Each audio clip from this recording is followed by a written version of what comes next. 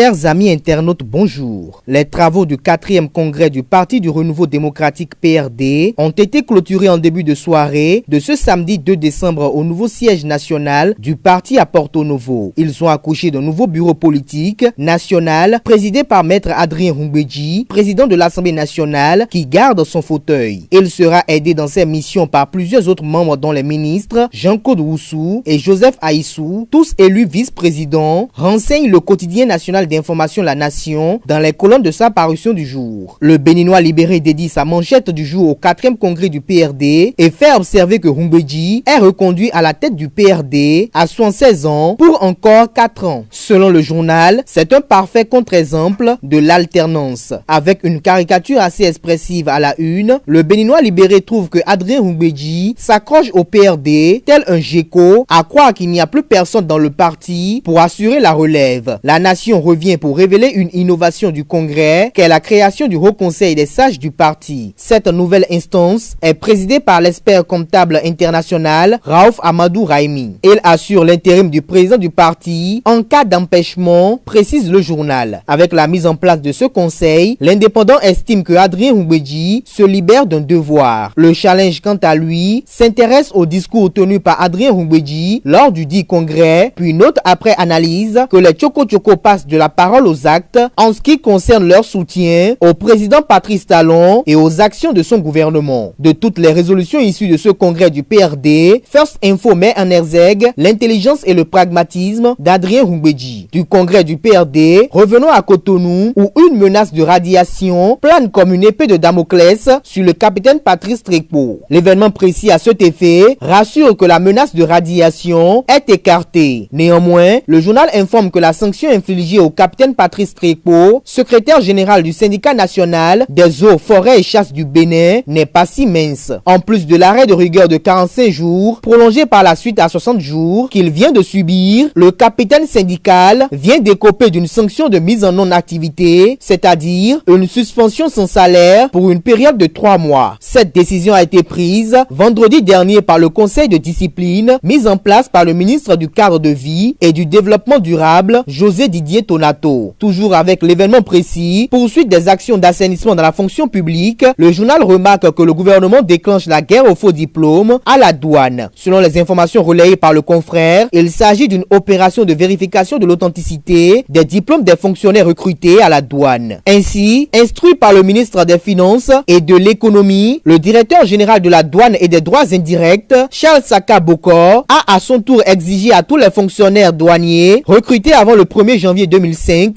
de faire parvenir les pièces originales justifiant leurs différents diplômes à la direction de la gestion des ressources au plus tard le 13 décembre prochain, ce qui amène le meilleur à constater une panique générale chez les disciples de Saint-Mathieu. Le potentiel à cet effet annonce la radiation des faux diplômés de la douane béninoise. Législative de 2019 à présent, le matinal renseigne qu'à 2 ans de ce rendez-vous fatidique pour les parlementaires, le président de la Commission électorale nationale autonome Sénat a exprimé des inquiétudes lors de la présentation du budget de son institution aux députés, et ce, au regard des obstacles éventuels qui pourraient survenir dans le processus devant conduire à la réussite des dites élections, vu le budget qui lui est affecté. Emmanuel Tiando se désole du fait que c'est le même montant que celui de 2017 qui lui est attribué. Par ailleurs, il souhaite que le budget consacré aux élections de 2019 soit un budget unique et non des budgets partiels. Et donc, 1 milliard de francs CFA est loin du compte. Vie des médias au Bénin pour finir, le challenge annonce pour fin décembre le démarrage des premières émissions TNT. Selon le quotidien, se fondant sur cette bonne nouvelle et celle précédente,